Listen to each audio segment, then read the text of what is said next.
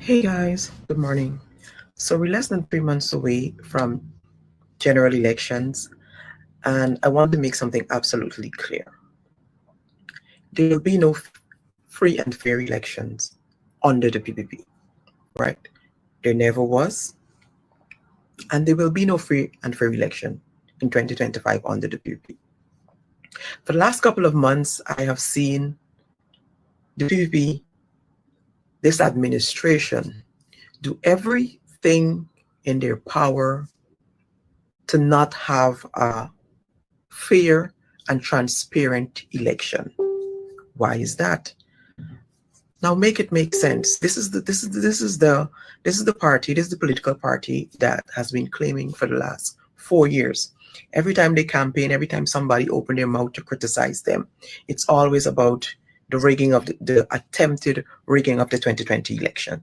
Every time you say something, every time anybody attempt to criticize this government is always go, but the PNC and the APNU and them try to rig the last election.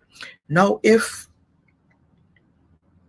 and this is what they're going to campaign on, by the way. This is something, this is one of their main campaign slogan, and they're going to campaign on this. Now, me personally, now if you know that in 2020 the APNU, the PNC attempted to rig the election, then going into the next election, I would want to do everything in my power to not have a repeat of 2020. All we have seen this government do for the last couple of months, for the last year. I know the AFC and the opposition have been calling for biometric voting. They have been calling for a clean voters list. They have done everything to block any and everything that could give us a potential free and fair election. And it's crazy for a political party that for the last 4 years have been campaigning and have been, every time they open them out, every time the propagandists on Facebook, on social media open them out, is about 2020, the attempted rigging of the 2020 election. That is all they talk about. But yet still, y'all refuse to put anything in place or to do anything that will ensure a free and fair elections for the citizens of Guyana. Why is that? Why don't y'all want biometric voting? Why y'all try so hard to block biometric voting? Why y'all insist on not having a clean voters list? Why would you insist on not having a clean voters list? Why are they not releasing the census? Listen, I want the opposition and I want these small parties to understand something. There will be no free and fair elections under the PPP. GCOM is very much compromised, right? Staffs are being victimized, staff are being laid off.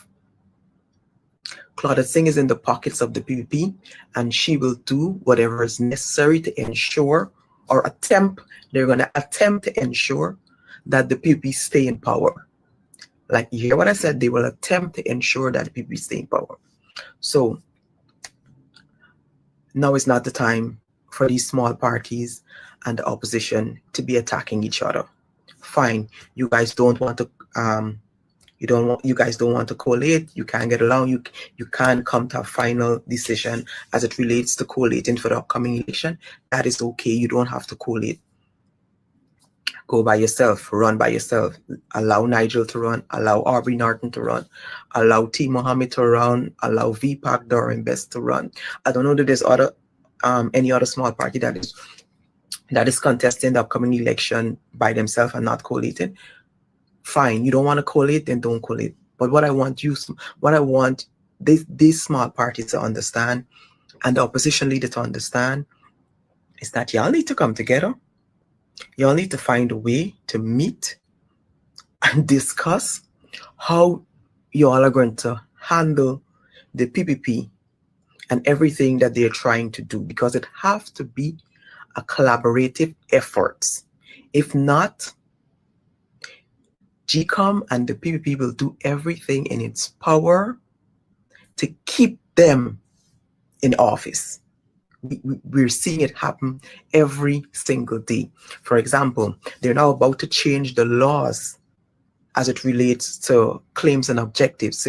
See if claims and objectives used to be 21 days. I think they now want to bring it down to 14, but they're proposing all these things that they want to change as it relates to the upcoming election, before less than 3 months before the election. Listen, again, I repeat, there will be no free and fair election under the PPP.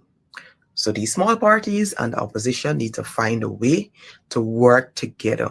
You don't have to collate, but you're going to have to find a way to work together, because the PPP ain't playing fair. They never did. They don't intend to. You see the 50-something billion supplementary budget that they went to Parliament and take? There's not for no development.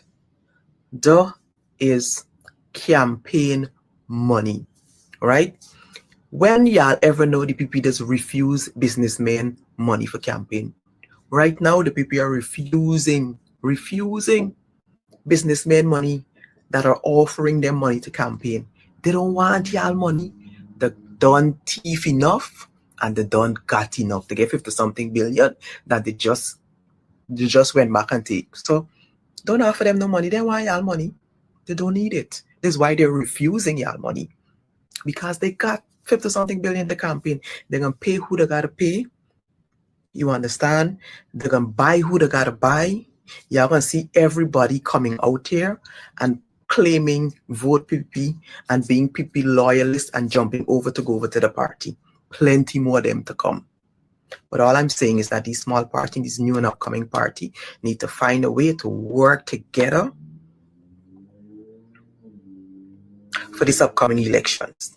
If they want anything close, they still won't get a free and fair election, but if they want anything close to a little closer at transparent elections, they need to find a way to work together to combat everything that the PP is going to be throwing at them for the next couple of weeks. And not only that, when they're not doing everything to ensure that there's no free and fair election, you know what they're currently doing? They're putting things in place that if they come out in September, come September 1st, when they lose the election, they're putting everything in place for their friends and family. Like they have their friends, like right now, what is happening right now, according to my sources housing, is that they're sending all their friends and family to apply for acres of land that they intend to approve before September 1st. So even though they're on the verge of coming out of office, they are still they're still ensuring that they enrich their friends and family before they come out of office.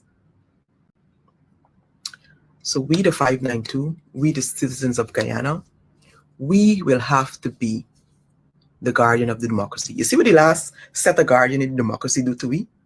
All of them now with the PPP.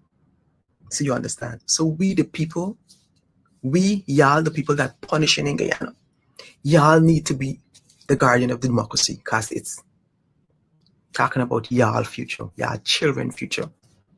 These people have to go. They have done nothing for the citizens of Guyana other than build roads and bridges for the last 4 years. No substantial development. Nothing. So this is the mother of all election. This is going to be a tough one. It's going to be a hard one. And it's going to be a cruel and vindictive, nasty election. If y'all think 2020 and 2015 and the years before, this is going to be worse. And again, I'm asking the opposition and all these small parties to come together, because y'all gonna need to work together. Y'all gonna need to work together, because the PPP, they ain't playing fair. They don't plan to. And they're not coming out of office without a fight, without a nasty fight. My next guest is a college student who just truly